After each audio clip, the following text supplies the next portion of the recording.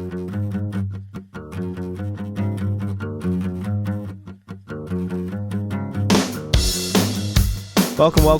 into another edition of New Track Record Podcast. Caleb Hatch, Justin Kinney with you, and we are joined by a special guest, the new IndyStar Motorsports reporter, Zion Brown. Zion, thanks for coming on.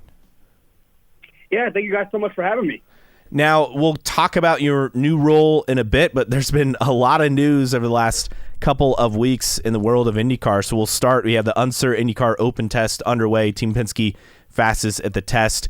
Is there anything you're looking for in particular out of these couple of test days as IndyCar returns to Phoenix Raceway for the first time in nearly a decade? Yeah, I've just been focused on what drivers are saying about it, right? Given the fact that, you know, most of these guys, outside of 3 or 4 of them, have never really raced at Phoenix Raceway, right? And so I'm looking at that. And then I definitely think the new drivers and new cars, whether they just be rookies like Mick Schumacher, Dennis Hogger, Kyle Collette, or just be, you know, guys changing teams like Will Power or David Malukas or whoever else it may be. Those are what kind of the storylines I'm looking for here at this open test. And, of course, it's such an important test because of the fact that it's a return to Phoenix. That race is in just a couple of weeks now. And because that Phoenix race is the only oval race that the series has before the 500. So those are kind of the things I'm looking for this week as these drivers do these 2 days of testing.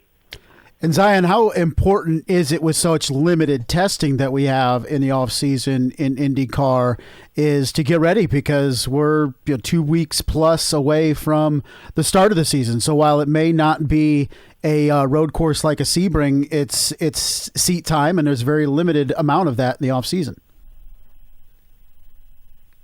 Absolutely, yeah. I mean, like you said, there's basically 2 tests with the full field, and Sebring was last week, and this week is Phoenix. So I think, you know, you get these 4 days, basically 3 days maybe, to get everything in order before the season begins, kind of test your car, see how it's running right now, and then, you know, you have that time to maybe make any adjustments you need to make before St. Pete next week. But it is, you know, very vital that guys kind of figure out what's working, what's not working, and what needs to change as we start the season in just a week or so. Zion, we look at the other big announcement over the last week or so, and that's that Chevy and Honda extend their partnership with IndyCar in a multi-year deal, most importantly for the 2028 new car and new chassis. This is such a big deal for IndyCar, and in a way, sometimes it feels like it's almost being understated for how important this is. I mean, this is really the key for IndyCar's success going forward. Without that, this series is in a lot of problems, right? Yeah, just because of the time and everything. You mentioned it, in 2028, there's going to be the new car and the new chassis. And when you look at it from a timing perspective, it's like, okay, the current Honda and Chevy deals were supposed to end at the end of this 2026 season. And it's like, what new manufacturer would have wanted to come in? Chevy, it appears, was always interested in coming back, right? It didn't seem like there was ever going to be a hold-up with Chevy. So the question was with Honda. And the question was, if Honda left, and IndyCar felt like they needed to replace Honda instead of just going with Chevys only, the issue would have been what new manufacturer would have wanted to create an engine for just 2027 and then have to create a whole new engine under new regulation in 2028. And the answer to that question was probably none, right? You probably would not have been able to replace Honda in that scenario. So it's a really big deal for IndyCar. They were able to replace both of the OEMs, or resign them, I should say, resign both of the OEMs, and kind of be able to move forward now and get ready to, you know, test that new car coming up. They said they're supposed to be testing it sometime this summer. That's what Doug Bull said last week. So to be able to test that new car, that new engine coming up, and really try to get everything aligned to get all the regulations set for that car so that it can be ready for 2028. If this deal didn't happen, then that would have probably been altered quite a bit, right? It either would have gone to a situation where Chevy was the only engine manufacturer, which I don't think IndyCar wanted, or it would have just gone to a situation where they had to delay the new car even more, 2029 or 2030 even. So this way, by doing this, you get it all set up and all ready, and hopefully everything can go smoothly over the next couple of years to lead to that new car. Zion, maybe something that we don't give IndyCar credit for this season schedule-wise is we have St. Pete and we don't have a large break, right? We go to Phoenix and then we go to Arlington. We have 4 races in March, which I can't remember the last time that was a thing. But how important is it for a fast start, because you have this one race, usually at St. Pete, then you have 2 or 3 weeks off to kind of regroup before you really jump into it. So these tests, like we saw at Sebring and at Phoenix, are even more important because you have to be on your A game right off the bat, because you have 3 races in 3 weekends. You have 4 races in 5 weekends to start the season. Oh, it matters so much, right? You got, and I'm not a great math guy, but you got almost a quarter of the schedule basically occurring in March, right? Like you said. And so when you have that, you need to get off to a good start, right? What you do in these 4 races, usually in March, like you said, it's not a full 4 races. So usually in March, if you don't have a great first or second race, you don't feel that bad about it. But you've got such little time to figure out, what needs to be done for you to have a great season if you're any of these individual drivers in any of these teams. And so what you do in these first few races will matter quite a bit. And it gets going so quickly that you don't have a lot of time to adjust, really. You don't have a lot of downtime to adjust throughout March. That time will come in April more than any day. So, yeah, these drivers, these teams, they have to be ready and they have to be prepared. So I think, really being able to assess positives and negatives during these tests is maybe more important than it's really ever been in the past. Zion, the other big news announcement is the addition of an 18th race on the schedule with the Freedom 250 Grand Prix on the streets of Washington, D.C., and we're still awaiting the course layout for that and some other details, but this was a side of IndyCar, doggedly pursuing something, finding a way to make it happen. How big is it for IndyCar to have this race on the schedule after Mexico City didn't work out for 2026 and to add another marquee event to go along with Arlington? I think the biggest plus of having this Freedom 250 race in D.C. is the fact that it is a race in that area, in that region, right? More than anything. Of course, it being in the National Mall is going to be cool, and of course you have the background of the Trump administration and them really wanting to get it done. That's part of it. But more than anything, it's about where the location of the race is. IndyCar just doesn't have a Northeast race before this, right? There's no race up in Philly or anywhere up in that area. There's nothing like that. And so you're really just leaving out a whole market of fans by not having a race in that area. And now you're creating a situation where you will have a race in an area. It'll be free for spectators to a certain extent. Well, like you say, we still don't know all the details of it. But when you look at it from that perspective, it's like, okay, this is a series that is trying to grow its popularity, trying to grow its brand, and this should help that. This race will be a marquee race. I could very well see it being the second most watched race of the entire year. And so because of all those factors, I think it was kind of important for IndyCar to get this done.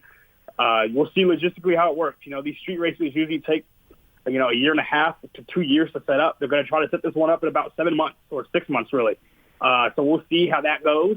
I'm excited to see it, partly nervous to see it, just because of all the factors that go into, A, organizing a street race, and B, organizing anything on Capitol grounds, right? That's a whole different monster than just going to Arlington, right? Going to downtown Arlington. Those are 2 different things. So excited and nervous to see it, but I do think for the location of the race and for the notoriety of IndyCar, this was important to get done.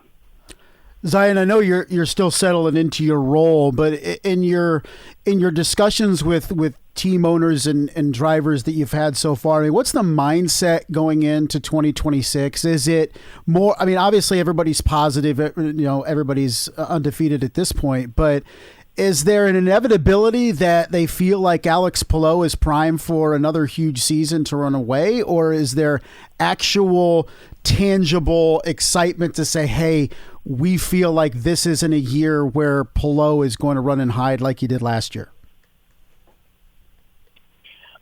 I would say the latter more than the former there. I don't really sense an inevitability from teams that Palou is going to run away again. I think everybody is kind of looking at this from a similar perspective and a similar viewpoint to where they're like, hey, he might be the best driver right now. Not even might. He is the best driver right now, right? Everybody sees that. But him winning almost half of the races last year, him being on the podium, I believe the number is 13 times last year. That is something that we as a collective field can try to limit going into this year, right? It was an insane season for Alex Palou last year, right? Pretty much, you talked about, how important this beginning of the schedule is. He kind of came out the gate and was just dominant. And then once he got the 500 win, it almost was just like fueled a bit. It was just like, okay, this guy is just going to run away with the championship. And I think the whole field, And even I say the whole field, that includes a guy like Scott Dixon, who's his teammate, who still has those championship expectations for himself. Everybody wants to, limit how great and how many wins he gets seamlessly this year. And so I think going into the season, that is possibly the biggest storyline about those first 3 or 4 races we see is Palou going to win 2 of those races? Is he going to be on the podium every week, or is it going to look more like a balanced out field, the way we were used to seeing it before last season, right? Obviously, Alex Palou had been great for years heading into last year, but last year was something, almost unprecedented. And so now for the rest of the field, it's like, okay, can we lower that gap and make it into a situation where we get to August and multiple drivers have a legitimate chance to win the championship? Because that's not what happened last year. And I think, in an ideal world for everybody else, that would be how it works this year. Even if Palou is first in the standing, going into August or being in mid-August, if you can get into a situation where he can reasonably not, just run away with it in the way that he did last year, I think that is the goal, and that is the kind of sentiment that I've gotten from talking to drivers and talking to teams. That said, is Alex Palou still your pick to win the 2026 NTT IndyCar Series Championship? So I honestly haven't thought that far about, who I would pick, but you asked me that, and I feel like I'd be ridiculous. I'd be foolish to not say yes. Just the way we've seen him dominate, winning 4 of the last 5 and winning 3 straight, I think it would be kind of, not smart, not wise to pick against Alex Palou. So I'm going to say yes. I'm not putting anything on this. It's not a set in stone pick, but I don't see how I could really reasonably pick somebody else. All right, Zion, your story. I know we know you're Indiana graduate. You graduated from Ben Davis, I believe. Is it the biggest school right now enrollment wise, Caleb? It's always between them and Carmel, so I never know. Yeah, it's huge down there. I think at this point, Carmel has kind of run away in a way with it. I don't know if anybody's that close to Carmel, but I could be wrong. Sounds right. I think Carmel's its own. It's over 5,000. I know that. It's stupid big. But, give us your backstory, buddy, because everybody's going to now look to you as one of the prime voices in IndyCar media. Yeah, you said it. I went to high school at Ben Davis, so, West Side, right, not far from IMS at all. And there I called games on the radio, calling, the sports that were there. And then I did TV, and I eventually got into writing, near my end of my junior year, senior year, during COVID, really, right, is when I was graduating high school, and I took that into college where I continued to do radio and TV work. And then eventually, in the middle of college, I had a 1-year internship with the Star. And in that, I covered IU sports, mainly football, men's basketball, and women's basketball in that time. And then I also helped out on a lot of the other IndyStar beats. So whether that was, helping out with Fever games, helping out Indiana State men's basketball. That was the year they were kind of good and made it all the way to the NIT final, helping out with that, doing all these other things, helping out around. And then, of course, that led into the 500. And so 2024 was, the year of the big last lap. Joseph Newgarden passed the Palou Award. That was the year I covered the race. I was around the track, most days of that May, and I really got into it. And I really, it was my first time covering racing at that time, but I really kind of got to understand what it was like and how that felt. And then later that year in July, I covered the Brickyard as well. And I just got that experience doing it. And I had the experience with the Star, knowing so many people that work here. And that led to me getting this role now where I'll be, like you said, the motorsports reporter, and I'll be at most of the races this year. What's the toughest thing to do when you're stepping into a beat like this and taking over for Nathan Brown and kind of being thrust in it? You mentioned some things kind of easing your way into racing, but what's the adjustment? What are the biggest adjustments and things you need to really adapt to? I think for me, it is getting caught up to speed on some storylines and everything. And you mentioned Nathan. I'm so glad that he still works with us. So, he's been an easy resource for me to reach out to. But, I think most people know the base storylines, right? I know the main things going on in the series, but just getting all this background knowledge, and you mentioned it, meeting all these people, talking to teams and whatnot, to get that background knowledge is kind of the number one thing for me right now. And so I spent the last month or so doing that.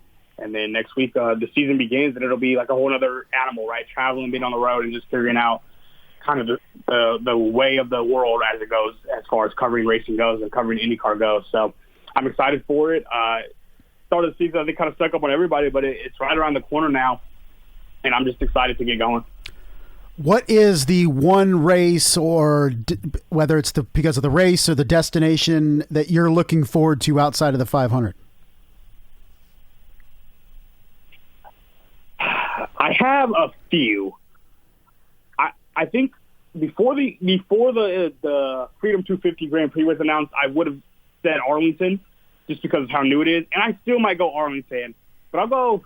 I know I'm picking 3 street races here. I feel like I think I'll go in between Arlington, Long Beach, and DC. Right, one of those 3 races to me is probably going to be the most interesting, and I probably lean DC just because we are all going into that race with so much unknown. And so, like I said, it could be the most incredible thing ever. It could kind of fall flat, and we don't know. And we don't know what that weekend will look like and how it will operate. And I'm just excited to kind of experience that and see how that goes. Zion, now you talked about covering the Indy 500 with the Star in 2024, but growing up, what was your exposure to IndyCar and the Indy 500? Obviously, Ben Davis area, not too far from IMS. So kind of what was your introduction to IMS and IndyCar as a kid? Yeah, like I said, I grew up right down the street. I went to a couple of 500s growing up. Depending on the day, I could typically, not typically, but sometimes I could hear the cars on the track depending on the day and depending on what was going on. So I always just had that background knowledge of it, just being around here. I have so many memories of, especially like listening to the race on radio and whatnot. So that's kind of my experience around the 500 specifically. I haven't been to an IndyCar race that wasn't in Indiana, so this would be my first time going out to St. Pete next week. But yeah, that's my experience around it and kind of my background growing up, just right down the street from the track. So I love that this is kind of diving into my next question. You're going to have a fresh set of eyes for every race, beyond IMS and really the Indy GP at that too. So kind of how is that going to frame your perspective, your reporting? Because IndyCar, I think one of the great strengths, but also one of the great weaknesses is, people who are in the sport are diehards, and you're so locked in, you kind of can't see fresh perspective. So that fresh perspective that you can bring this year, how is that kind of going to influence your reporting and the stories that you're going to tell?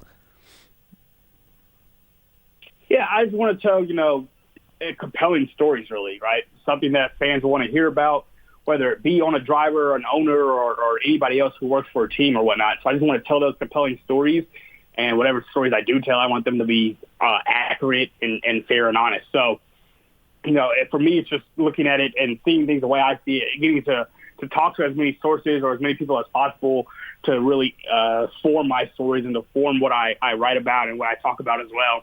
And by doing that, I think I can really tell the story of IndyCar and tell the story of this season and, the series as a whole as we get deeper and deeper into this year.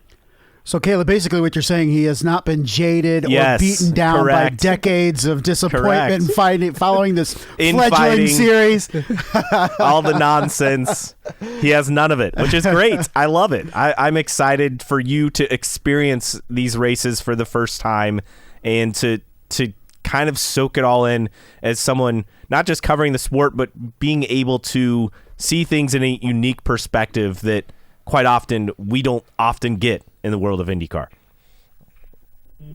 Yeah, absolutely. That's my goal, to kind of bring that new perspective and just, write based off what I know and what I think is most accurate and honest.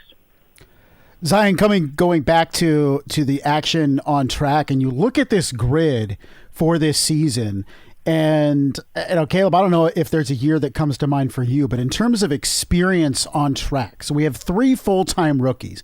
Now, Kyle Collette really feels like the only true rookie to me. I mean, Dennis Hauger has raced a lot, dominated Indy Lights last year and went all the way up to F2 in Europe. And then, Mick Schumacher, who not just the pedigree of the last name, but he got to Formula One and all that. So, to me, I think when you talk about that fresh perspective for Zion coming in it's a loaded field. And I think we say that every year because it's just nice to say, but really this year, I mean, across the board, every team you just feel like has experience and has some talented drivers. So, Zion, I guess the question for you is how do you feel that will impact the racing? I mean, do you still? I mean, we're always going to have chaos somewhere, but gosh, you look up and down the paddock. I can't remember a more experienced and qualified group of drivers heading into a season. Absolutely. I think, there's, a lot of intrigue about certain drivers and where they could finish in the standings. I mean, right, you look around and there's so many intriguing storylines. I think, a team that stands out to me is Aaron McLaren. It's because they have Palou, who, has been excellent over the last few years. And then they have Christian Lundgaard, who had his best year last year. And then, the Nolan Siegel of it all, where, Tony Kanaan kind of just came out kind of directly and said, hey, he has to finish in the top 10 or else he probably won't be with the team next year.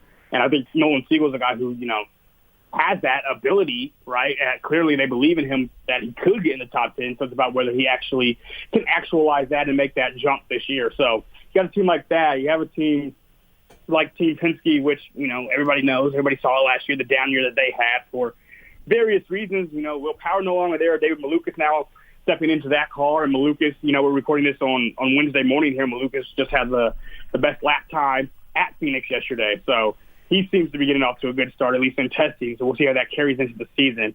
And then, of course, you talk about Team Penske, then you go over to NJ Global and talk about how Will Power's over there now and how they have a crop of drivers who's pretty experienced at this point and trying to make a jump up as well. So there's so many interesting storylines throughout this season.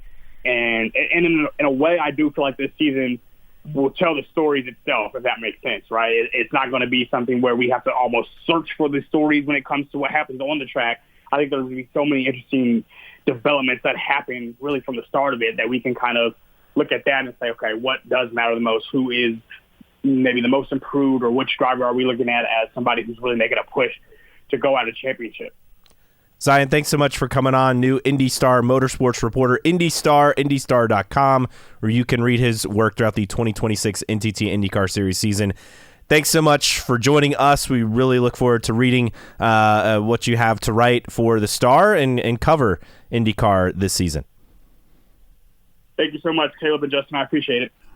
If you agree or disagree with us, we'd love for you to interact with us. You can always find us on social media on Twitter/X. Our handle is IndyCar Podcast. Same on Instagram. On Facebook, just search for New Track Record. And by the way, we have the link on our Facebook page. I'll repost it on Twitter as well for the Grid Rivals IndyCar Fantasy Challenge. So if you haven't signed up, free to do so. Again, winner will get an interview on the podcast, trading cards, the old ones, the retro ones from the early 90s, a pack of those and a pack of the new ones, a sticker, and of course bragging rights. So yes, we do our normal prize pack for the fantasy winner this year, and Grid Rivals clearly makes it a lot more difficult than how it used to be before. Really? I would say, yeah. I mean, remember you have the limit of 6 races or whatever for a driver, and then you have to switch them out, right, and skip a race. Oh, I thought you meant like from last year to this year's changes. No, I don't know about that. I don't think we changed anything. At least I don't think so. There's a lot more strategery to it, but last I checked, which was a couple days ago, we had over 100 in there. Now, nice. How many are just carryovers that won't continue? Who knows? And we'll weed those out as we get started in the season. But yeah, so far looking pretty good as the count this morning at 105. Wow. So sign up. Again, free to join, free to play.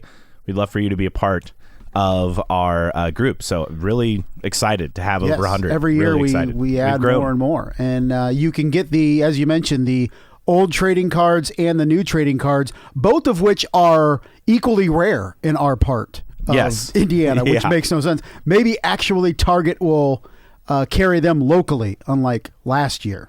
But we shall see. I have yet to see these cards in the wild in Northeast Indiana.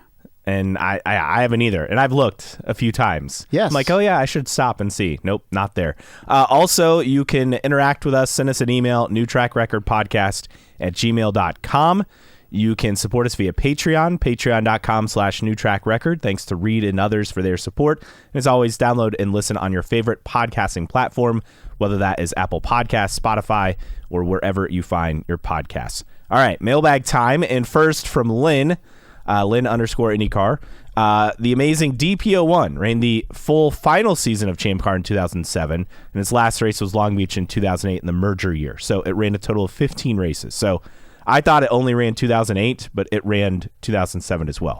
It did, yes. And what a car. It was amazing. And I did notice in this week's mailbag there were a couple questions about the Panos DP01, and the main difference between that car and the DW12 now is that had steel brakes. Oh. The DP01 as opposed to carbon fiber. Huh. It had steel brakes. And also, it was designed to not run on an oval. Yes. Like, this is a road course car.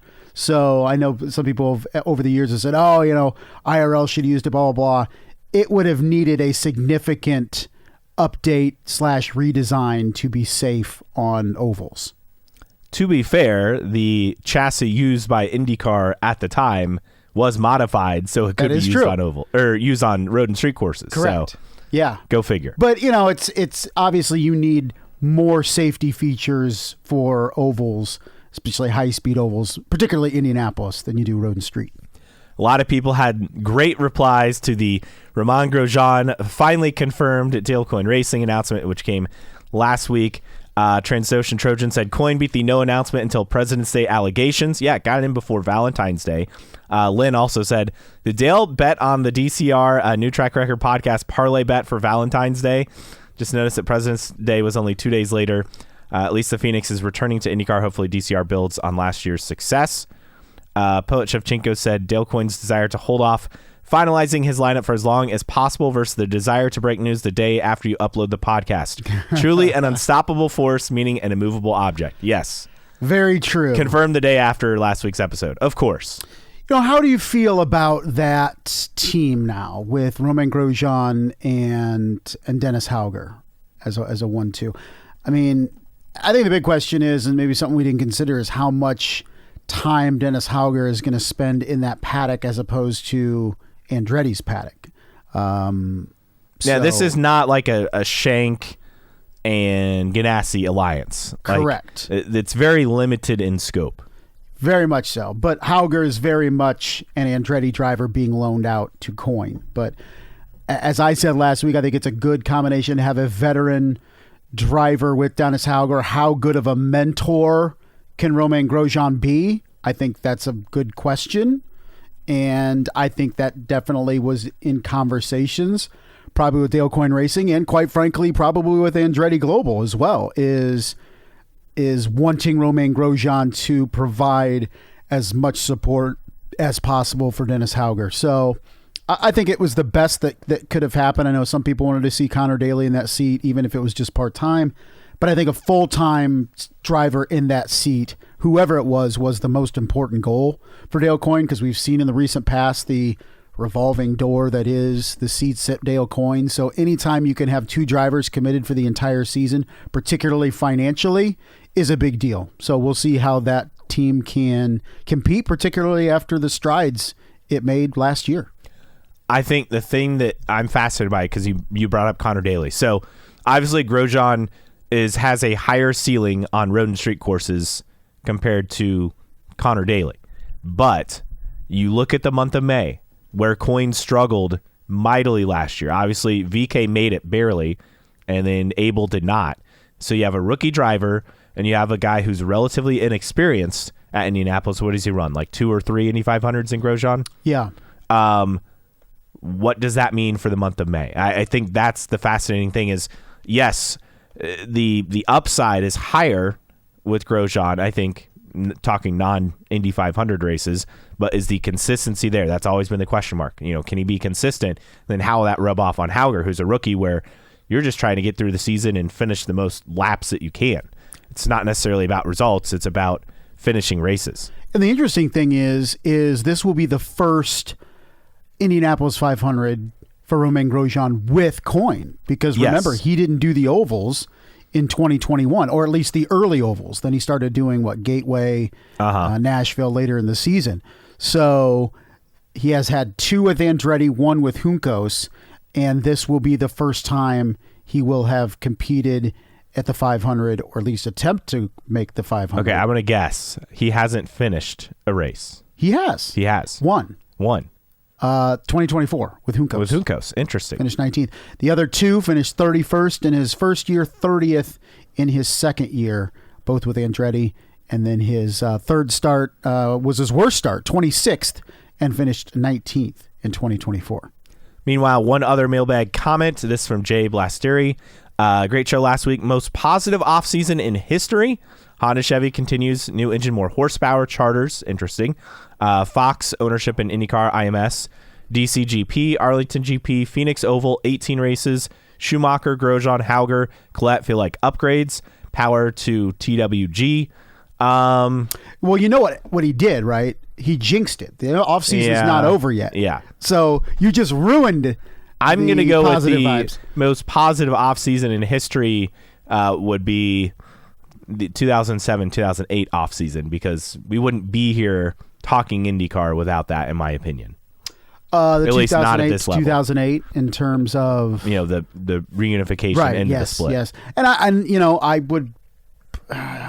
would put the Penske acquisition up there. I know. People have their issues, but without that, also, we're probably not talking about IndyCar in its current iteration. You don't survive. Could that have been timed any better? No, and for IndyCar that rarely happens, right? Good timing, but without the ownership of Roger Penske and Penske Corp, this series does not survive as we know it post-pandemic. Yes. The pandemic. It simply doesn't happen. And so that is always back of mind when there are issues with ownership in IndyCar. Is I always have a soft spot and maybe a reminder in my brain that says, hey, without Roger Penske, this series ceases to exist, or at least had to restart from scratch after the pandemic. And we're not talking about sellout Indy 500s. We're not talking Arlington. We're not talking DC. It would not happen. And so for me, that is always back of mind when talking and criticizing Penske Corp.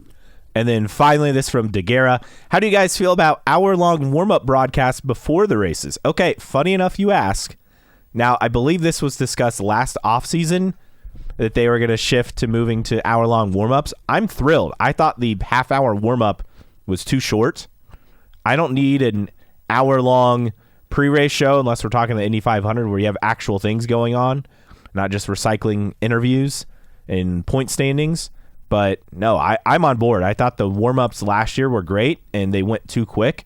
This will allow them to interview, say, 2 or 3 people as opposed to just one, and kind of do a lot more stuff. So I'm excited for that. And maybe some long-form stories and stuff like that, some features, and put those in the warm-up as well. We don't necessarily need cars on track the entire hour, too. I wouldn't be surprised if some cars go out there for 20 minutes and are done and park it, or a half hour. But I do think it is going to be good for those interviews and the laid-back style that we saw last year that always just felt interrupted. Like as soon as they started getting comfortable and into it, it was wrapping it up because it was a half hour. You throw commercials in, you're on for about 20, 22 minutes, right? So this will be nice for the guys to relax even more. Like you mentioned, have some more guests on, some interviews, and maybe some feature stories and stuff like that. So looking forward to it. All right, let's get to news and notes. And we'll start with this story because I thought it was intriguing. We'll get to the test, the Unser IndyCar test at Phoenix Raceway in a second. But Dale Coyne wanted to be a part of Honda's factory program effort in IndyCar. Honda said, no, we're working with Meyershank Racing. This is from Joey Barnes of motorsport.com.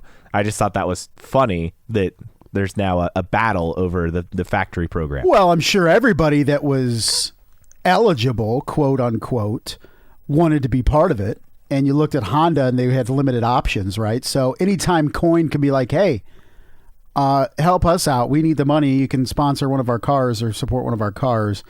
It did make sense for Honda to do Coyne, obviously. Now, something in the mailbag today that was interesting is talking about the Chevy affiliation, which is still up for grabs.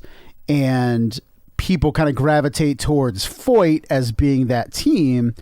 But Marshall Pruitt mentioned keep an eye on McLaren to potentially for 2028, unless they have an absolute monster in that third car, to potentially drop the third full-time car and be that team for Chevy. That makes a lot of sense. So Chevy's going to want to be, just like Honda, want to be with the best team it possibly can that's eligible to run that third car. So yes, people are kind of looking at Foyt as being that team. Marshall Pruitt has his eye on McLaren. So the uncertain IndyCar test at Phoenix Raceway, we've completed one day. Penske at the top, not a surprise. We're talking a short oval here, and we're not going to dive into test times. I don't think it's necessarily relevant. Yes, I get that they're racing here in about a month and a half, but obviously conditions will be very different, and also morning times versus afternoon time. Like, it's people freak out about testing times, and yes, it does look good for David Malukas that he's up there, but should we really be surprised that he's up there? No, as you mentioned, I don't think we short should. oval with Penske, and what they're testing in today as well. 23 drivers in attendance. Kyle Collette crashed in turn 4. That was the only major incident. He was seen and released, but Foyt already chasing it. That's the dangers of running a rookie, right? Particularly a rookie that has very little oval experience and going to a track that IndyCar hasn't raced at lately. So that was the danger. And Kyle Collette, he did get 51 laps in yesterday before the crash, but Foyt had a busy yesterday and probably overnight to get that car ready for today. And 25 total drivers on track yesterday. Kyle Collette, the slowest, followed by Romain Grosjean and Mick Schumacher. Mick Schumacher, the third most laps, by the way. Now, the change in David Malsher Lopez of Racer has a good story about that. It said, what's old is new again as IndyCar gets reacquainted with Phoenix. You got to remember, the track's been completely redone since IndyCar last raced here. So, I mean, even the turns are different. The entry to the pits is different. Like, everything's different. So, just the people who have been around IndyCar for a long time and were here back when they raced there, this is a big change. So I think that's the part that's going to be fascinating, just getting reacquainted with a facility that's completely different.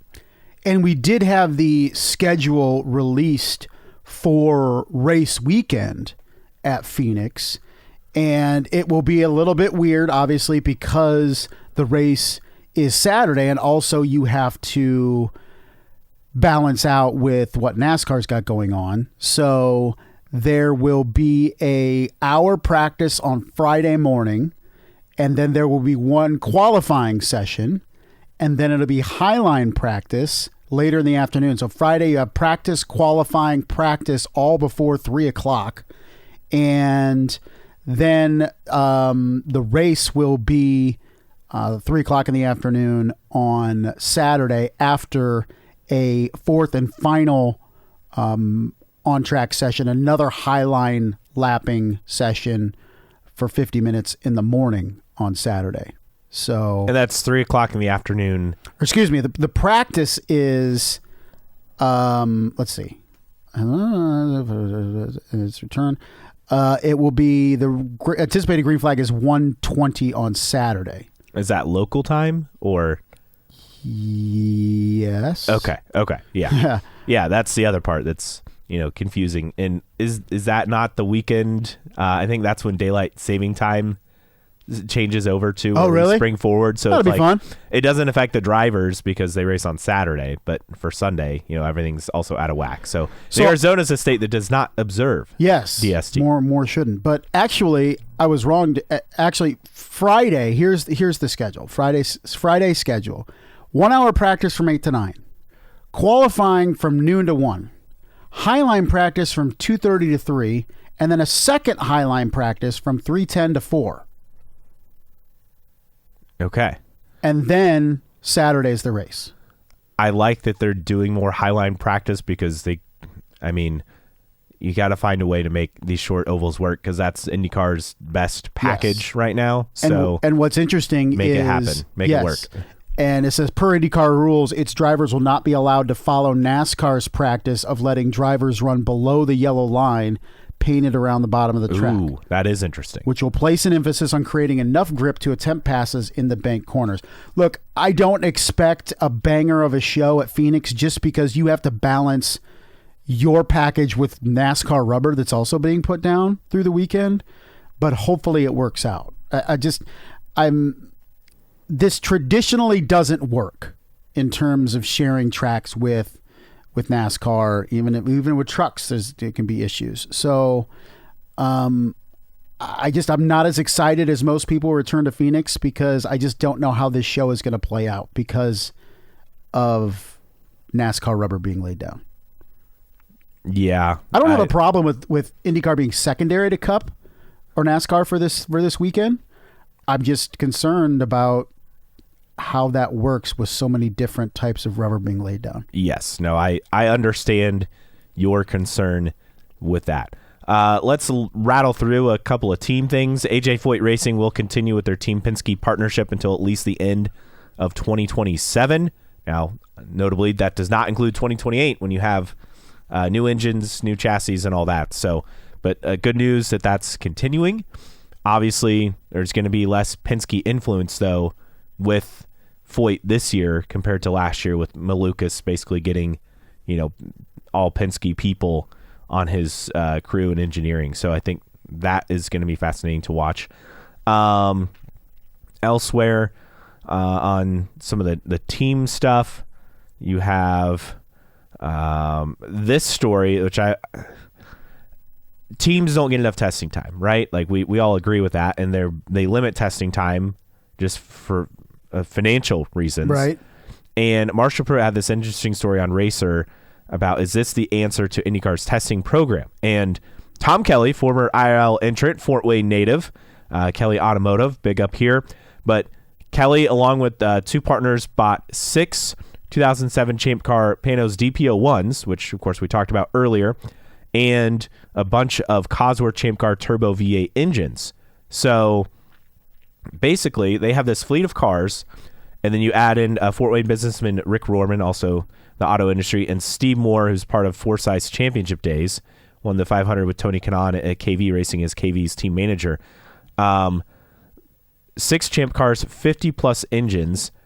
The deal accepted, and MKR Racing, Moore, Kelly, Rorman, was formed to fill this void in the IndyCar universe. So we talked last week about Paul Tracy taking a spin in a DP01. Well, that was apparently foreshadowing. That was done for a reason. So this could maybe be the thing to give young drivers more track time. Now, obviously, it's not a perfect...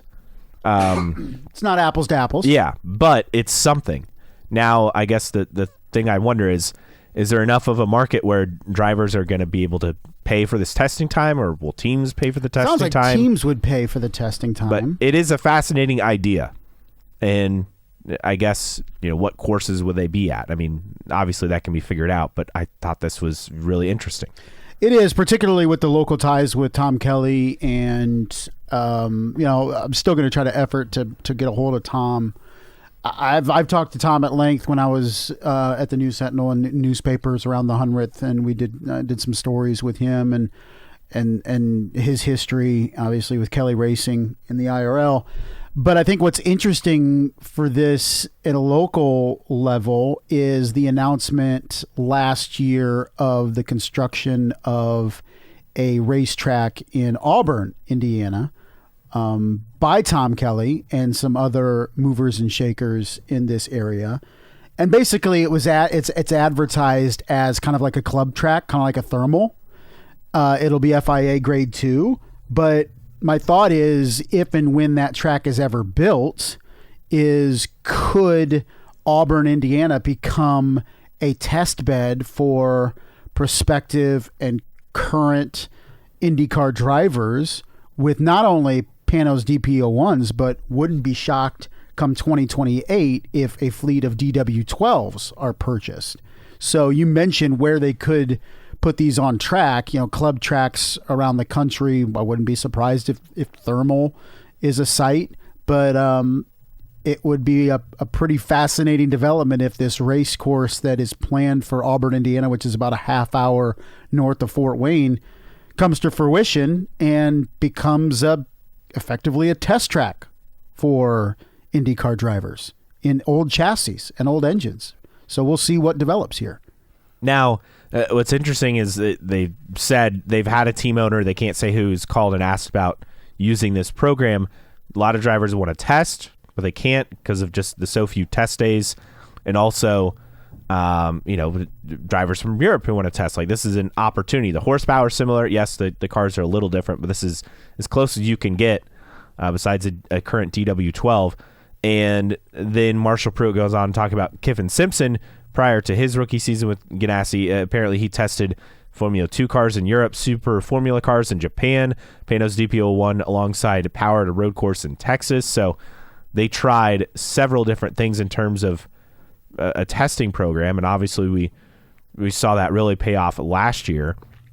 It helped his growth. So this is a fascinating solution to a true IndyCar problem. Pruitt even says there's rumor of an IndyCar team being hired to assemble a dedicated operation using a car sourced from the Formula One open wheel ladder for workaround testing. So clearly people behind the scenes are trying to make this happen, and it seems like this is a possibility, and the fact that it's a Fort Wayne tie-in obviously really fascinates us.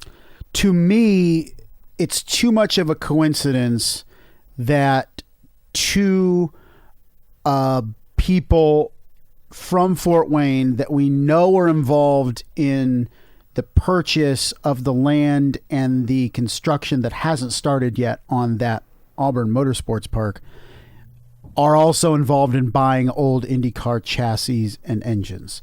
To me, it makes too much sense that they would be based at that Auburn Motorsports Park. Not to say that they wouldn't go elsewhere and take some of these cars, but to me, it just makes connecting the dots. It just seems like a no-brainer that they envision this track that they are building as a place that can be used for testing. Again, it's going to be an FIA grade 2, so it's more than capable of handling things like that. Elsewhere, got an update that Kyle Collette is good for day 2 of testing. Of course, that will probably already be complete by the time you're listening to this. Let's get to the Racer Mailbag Nuggets from today's edition. And it's going to be tough to get to 34.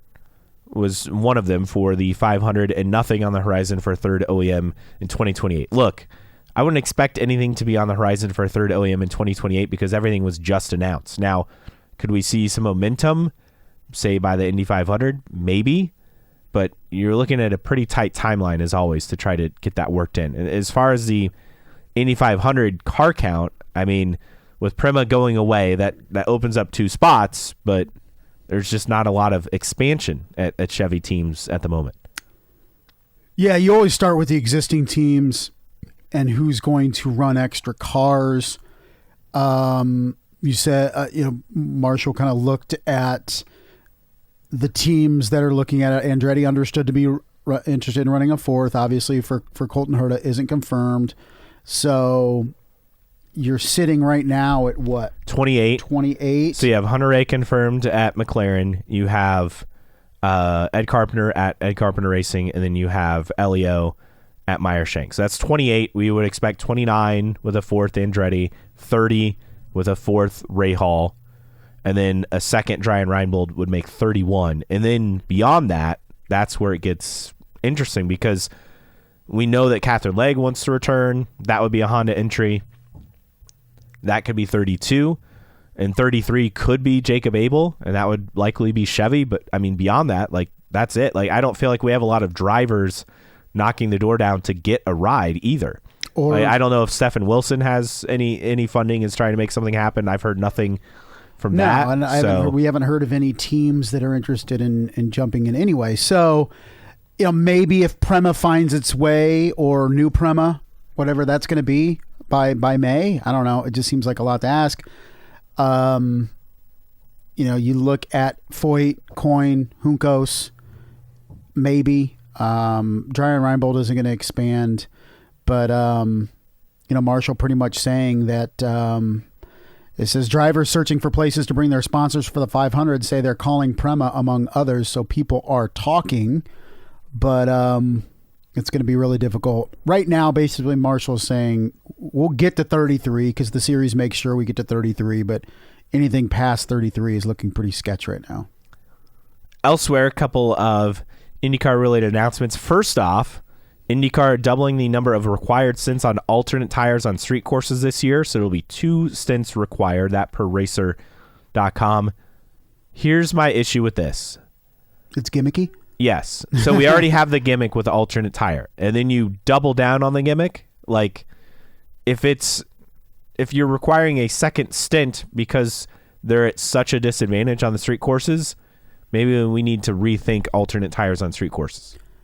Yes, because the approach has been get off alternates as soon as possible at road and street courses. And so, to your point, why are you making people run alternates? Well, we know the reason why is because you have to add gimmicks to add interest in the race or make it more exciting. And that's what's happening. So if we're going to call out gimmicks across other racing series, we have to call the same thing out in IndyCar, and that's exactly what's happening. The benefit here is you can't burn all your alternates in qualifying. You now have to think a little bit deeper about, are you going to risk running more alternates in qualifying as opposed to holding them for the race? I personally would like to see, if we're going to be forcing everybody to run alternates, make it a longer stint. It's a minimum 2 laps right now. So if you mandate 2 stints, it's now what, 4 laps? Like, do you make it 5 laps? Do you make it 10 laps? Yeah. I mean, something like that. I don't know what the solution is. Let's just call a spade, and this is gimmicky for IndyCar. It's looking for a way to make road and street courses a little bit more exciting with a little bit more strategy, and they're doing this. And it's more, it's their right for sure, right? But we know what this is, right? Yes. Here's some good news. Fox IndyCar is going to make a larger investment in Driver's Eye. It will now be at all 18 races, 6 cars equipped with dual stream capability at each race. Sweet. They're also bringing back the first-person production drones and the heads-up display graphics package that obviously we really liked that last year. Multiple audio and graphic enhancements. So good to see Driver's Eye expand it. I mean, eventually, IndyCar for the new car needs to make it so that every car has an in-car camera. And I think we're heading that way. I think we're getting there. Yeah. And I get that it's very expensive, but yeah, that's got to happen eventually. Also, speaking of Fox, Speed is back. Speed on Fox. Hey. Kevin Harvick, Will Buxton. The show will launch on February 23rd, so that's next week. Talking motorsports, so now we'll see that return. Is it going to be a weekly show? I would assume. Okay. I would assume it's a weekly show. And speaking of Fox, the final IndyCar on Fox promos dropped. Alex Palou at the supermarket, obsessed with speed, and then Will Power with all the Will Powers. I thought the Will Power one is my favorite one of all of them that they've done yet. Yes. Definitely the clubhouse leader for this year. And then the phone number on the billboard, you can call that phone number on the billboard from the spot and get a message from Will Power. I thought that was clever as well. But all in all, good stuff. It's great to see IndyCar properly promoted because they're promoting the drivers, not big crashes. Yeah, very much so. And I thought the Will Power commercial was great in terms of approach and format, but I also think it, out of all the commercials we've seen the last 2 hours, accurately captured Will Power's personality in 30 seconds, whatever it was. You know, I mean, you felt like you know who Will Power is based on if you've never known him for anything. And so I thought that was really cool. It was a great job. Another banger of a commercial. Coming back to Speed, it'll be twice a week across Fox One and the digital and social channels for Fox Sports, NASCAR, and IndyCar. And I also found this funny. In talking about who it's going to highlight or be hosted by, of course, Kevin Harvick, NASCAR Cup Series, Daytona 500 champion, blah, blah, blah. Will Buxton, who also starred in the film F1. Oh, yeah. Yeah. But he didn't star in it. Yeah. I mean, Brad Pitt starred in it. I can't remember the actor's name who was his teammate. He starred in it. Will Buxton didn't star in Formula One. He was in F1. it. He was in it, and he wasn't in it for that long. He had a cameo, I would say. But hey, it's PR, right? You got to hype things up. For sure. A couple other quick things. First off, Parkside Cards. The 2026 IndyCar Pronto subscription is officially live, so that's where you can get boxes, exclusives, all that. You can find out the info on their social platforms.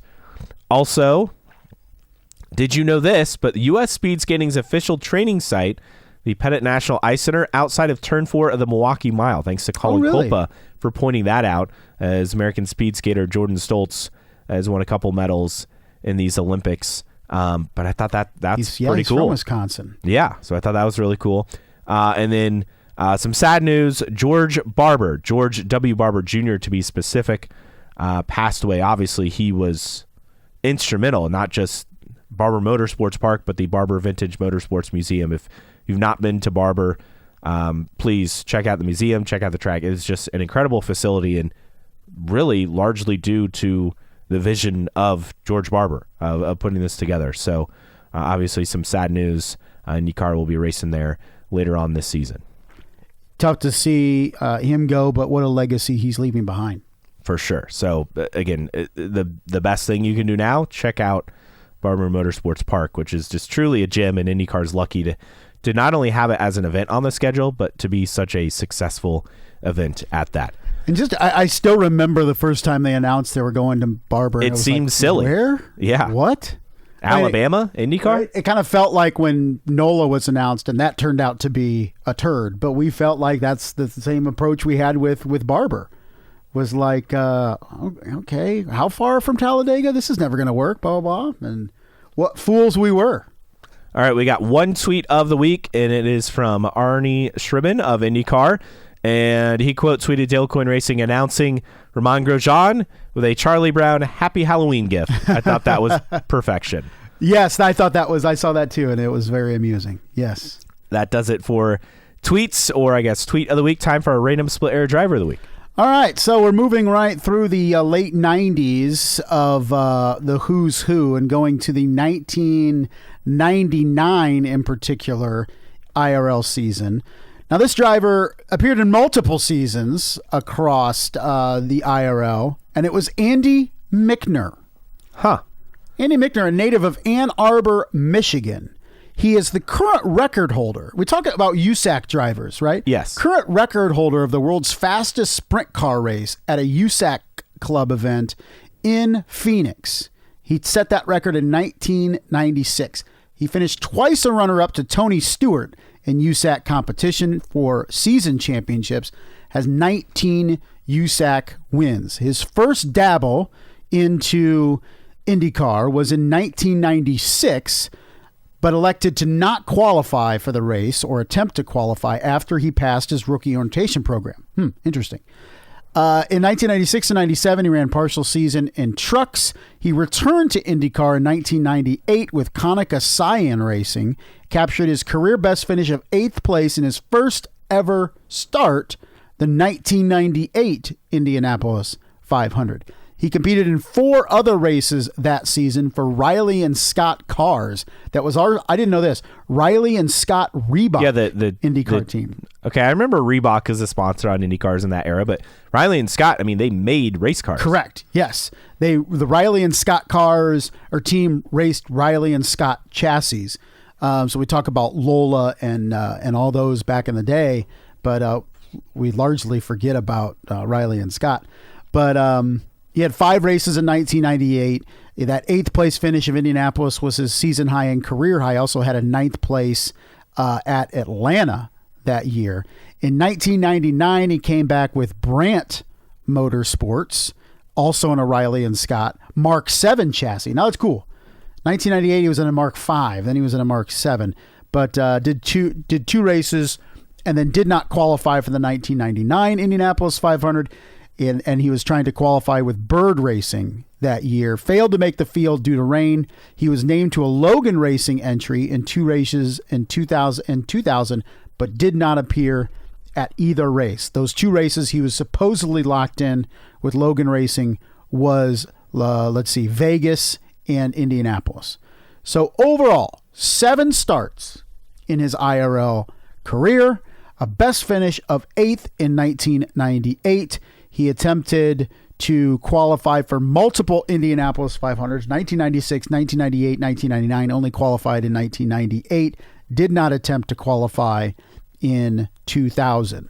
And so Mr. Andy Michner saw his career at least end in NASCAR in a testing crash in October of 1998 before going back to IndyCars. But native of Ann Arbor, Michigan, 57 years old, Andy Michner, this week's random split era driver of the week. Another driver I've not heard of. You're still finding. We keep finding You're them, still yes. finding drivers. Just when I think the cupboard is bare, dig somebody else up. For sure. All right. Thanks to Zion Brown for joining us. For Justin Kinney, I am Caleb Hatch. Next week, we'll preview the 2026 IndyCar Series season. How about that? On New Track Record Podcast.